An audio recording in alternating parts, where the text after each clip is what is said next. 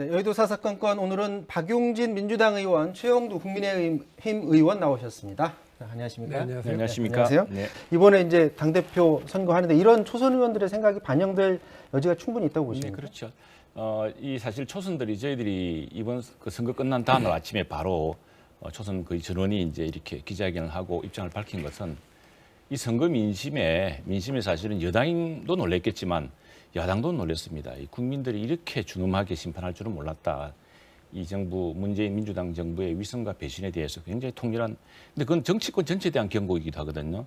야당의 또 무능과 야당의 또 오판에 대한 경계일 수도 있다라고 그래서 우리가 그 심각한 민심을 느꼈기 때문에 이야기한 것이고 사실은 초선 중 상당 부분 지역구는 또 역시 경남, 부산, 울산, 대구, 경북 출신이기 때문에 사실은 스스로가 지금 이 지역의 테두리 한계에 있어서는 안 된다는 것을 이야기한 것이고 굳이 지금 이제 언론에서 굳이 이제 그걸 포인트로 뽑아냈는데 그게 포인트였다기보다는 우리 지역적인 확산, 계층적인 이번에 보면은 20대, 30대에서 그게 국민의힘이 잘해서 꼭 지지한 투표라기보다는 민주당, 문재인 민주당의 그 위선과 그 배신에 대한 아주 분노가 폭발하면서 표가 오지 않았습니까? 근데 이 표를 이제 그러면 우리 당의 매력으로 다시 이끌어가기 위해서는 어떻게 해야 될 것인가? 그런 전반적인 것에 대한 것이죠. 이미 우리는 호남 동행이라든가 또 수도권에서 이 정말 20대, 30대의 분노를 어떻게 담을 것인가 고민을 하고 있기 때문에 그것이 비단 당 대표 경선 정도에 국한된 이야기는 아니었다고 생각합니다.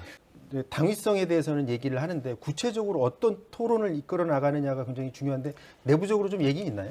예, 그동안 이제 아무래도 초선이 조금 목소리가 약한 것은 재선 3, 4선들이 정책 경험도 있고 또 원내 운영 경험이 있기 때문에 이제 지켜보았던 것이죠. 그런데 이번 실패를 보면서 이게 지금 이제 이런 경쟁이 저는 시작됐다고 봅니다. 이게 국민의힘이 이겼다고 이긴 게 아니고 또 민주당이 패했지만 사실 그 민주당의 분노는 아까 말씀드렸다시피 촛불이다 뭐다 해서 이 정부가 좀 나아지고 이 정부가 조금 더 정의롭고 이 정당이 조금 더 공정해지길 바랬는데 그 거꾸로 반대로 가지 않았습니까? 그래서 내로남불이 이제 외신에 크게 실릴 만큼 이 국제적인 이제 언어가 되고 말았는데 이런 위선과 배신은 사실은 반드시 그게 비단 민주당의 문제만은 아니라고 생각을 합니다. 그건 정치권 전체에 대한 경고고 저희들이 생각할 때는 이제는 이 위선과 배신, 국민들이 이 우리 현 정치권과 이 위정자들의 위선과 배신에 대한 분노를 지금 터뜨리고 심판했는데 이걸 어떻게 복원할 것인가? 그러면 정치권은, 정당은, 우리 정당은 경쟁이 시작됐다고 봅니다. 그래서 저희 정당은 지금 우선의 그런 불신과 위선 배신에 대한 분노를 어떻게 이제 민주당에서는 상당히 떠났는데 그것이 국민의힘으로 오기까지는 상당히 먼 거리가 있다고 생각합니다. 그래서 지금 당장 크게 문제되었던 그 정책의 실패, 이른바 정책의 배신이 가장 큰 문제겠죠. 근데 서민들 집값 안정시킨다 그래놓고 민주당은 꼬박꼬박 월세 185만 원 챙기지 않았습니까? 집세 다 올려받지 않았습니까? 이런 위선과 배신에 대해서 이제 그 민주당의 위선과 배신을 충분히 봤습니다. 그러면 이제 국민의힘은 그 위선과 배신의 정치를 어떻게 복원할 것이냐? 그럼 당신들은 어떤 정책을 보여줄래? 이제 국민들이 구체적으로 묻고 있기 때문에 저희들은 그런 정책을 어떻게 회복할 것이냐? 그리고 또 심각한 현재 그 코로나 이 위기의 문제 이게 장기화되고 있는데 이런 것들은 당장 어떻게 해결할 것인가? 그런 문제에 대한 정책적인 능력. 그래서 지금 당장 초선 중에는 눈여겨볼 수 있는 인물은 근데 윤희숙 의원 같은 경우에 바로 이 부동산의 실패를 예견하듯이 국회에서 웅변하지 않았습니까? 이제 그런 분들이 새롭게 주목받고 그래서 역시 정책으로 그런 배신과 위선의 정치를 어떻게 국민의힘은 복원할 수 있을지 그걸 이제 정치의 신인들인 초선들이 보여줘야 되고 그런 무거운 과제를 느끼고 있습니다. 만약에 윤우중 의원이 원내대표로 뽑히게 되면 이제 법사위원장 아닙니까? 자리에서 내려와야 되는데 그럼 그걸 계기로 해서 국민의힘이 혹시 원내 구성 재협상 요구하신다든가 그런 생각이신지요?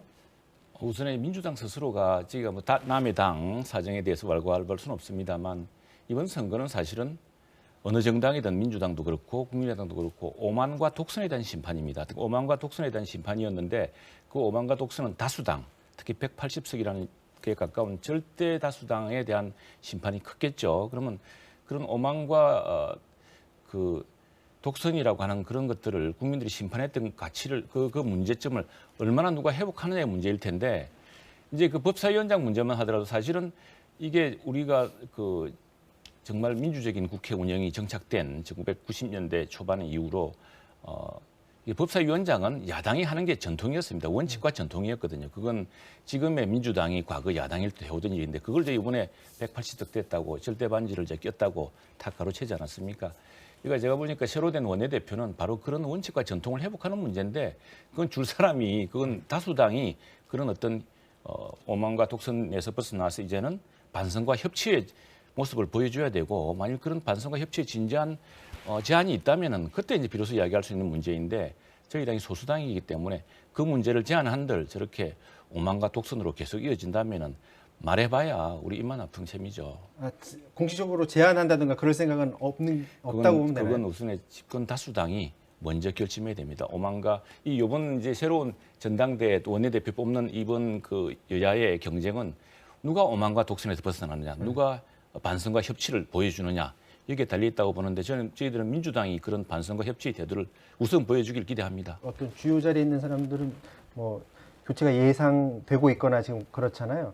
이 자리만은 반드시 바꿔야 된다라는 자리가 혹시 있습니까? 그 자리를 떠나서 사실은 국정 전체에 대한 심판이 이루어지지 않습니까? 이게 사실 어떻게 보자면 내년 대통령 선거, 내년 지방선거를 앞두고 민주당으로서는 예방 백신을 맞은 것이라고 할 수 있습니다. 이걸 잘 살리면은 새로운 국민들의 새로운 어떤 기대가 생길 텐데 지금 보니까 지금까지로 보자면은 민주당은 전혀 그런 태도를 보이고 있지 않는 것 같습니다.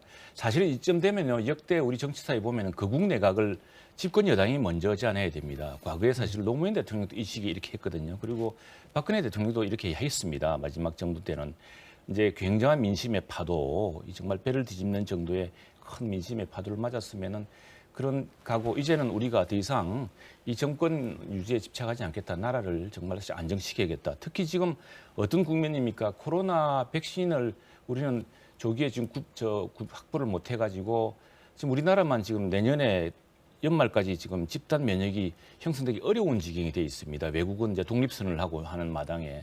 그러면 경제적 고통이 국민들의 경제적 고통과 경제적 부담이 점점 커지고 있거든요.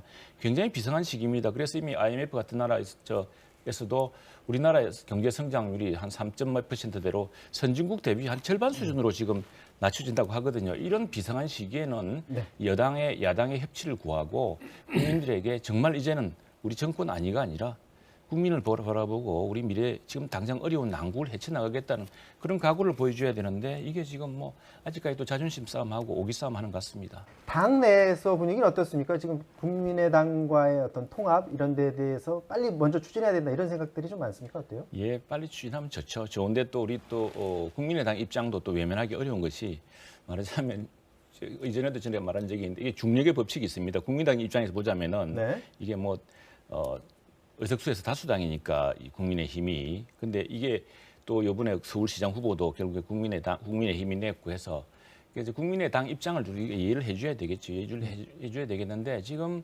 이 사실은 1년 전에도 비슷한 경험이 있습니다. 저희들이 비례한국당을 해서 사실 두 개의 정당을 통합한 적이 있거든요. 그때도 그 통합이 쉬웠던 것 같지만 또 내부적으로 보면 논의가 좀 있었습니다. 어떤 게 더 효율적이냐 문제 있었는데 근데 결국에는 국민들의 여망이 아주 크고 야권 통합에 대한 또 안철수 대표 스스로도 이번에 그 통합의 대의에 따라서 후보에서 경선에 졌습니다만 후보 못지않게 열심히 이번 선거에 참여해서 같은 승리를 공동의 승리를 이루었기 때문에 결국 그 항상 모든 협상은 이 디테일에 들어가면은 조금 진통이 있기 마련입니다. 있기 마련인데 결국 큰 여건이라든가 국민적 기대라든가 또 양당에 처한 상황이 결국에는 통합으로 이어질 것이라고 생각합니다. 정부가 하는 코로나 정책과 또 우리나라에서 가장 큰 서울시가 진행하는 코로나 방역 대책이 약간 좀 다른 방향으로 갈 수도 있는데 이 부분에 대해서는 어떻게 생각하십니까? 정부가 사실 과연 이 이른바 K-방역 이야기하면서 얼마나 방역의 현실을 잘 알고 있는지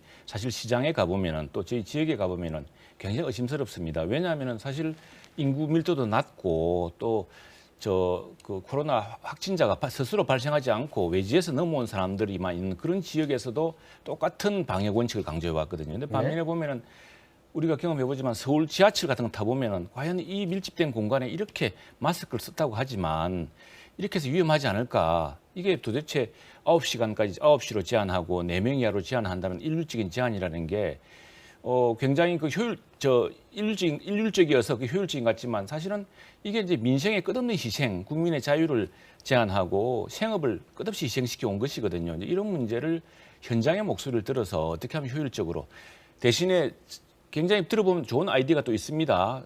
그 개인의 책임, 결국 그 업소의 책임. 예, 근데 영업점에서 책임을 뭐 이런 얘기 나오죠. 굉장히 강조하면은 왜냐하면 이해할 수 없는 게 지금 대부분 서울이나 대도시에서 발생하고 있고 또 그것도 보면은 물론 최근에는 다양한 장소지만은 이 대중교통수단 같은 거 보면 굉장히 위험하거든요. 그런 상황을 보자면은 이게 좀 더 효율적인 방안이 있지 않겠나라는 생각이 드는 거고 저는 그것보다 더 중요한 문제는 이제 서울시하고 부산 같은 경우 두 도시에서 제일 큰 도시고 제일 확진자가 많이 발생하는 도시이기 때문에 네. 빨리 백신 같은 거 정부가 좀 실패했던 백신 대책을 지방정부 차원에서 적극적으로 좀 모색해 볼 그런 시간이 온 것 같습니다. 네. 자, 지금까지 최형도 박용진 의원과 말씀 나눴습니다. 고맙습니다.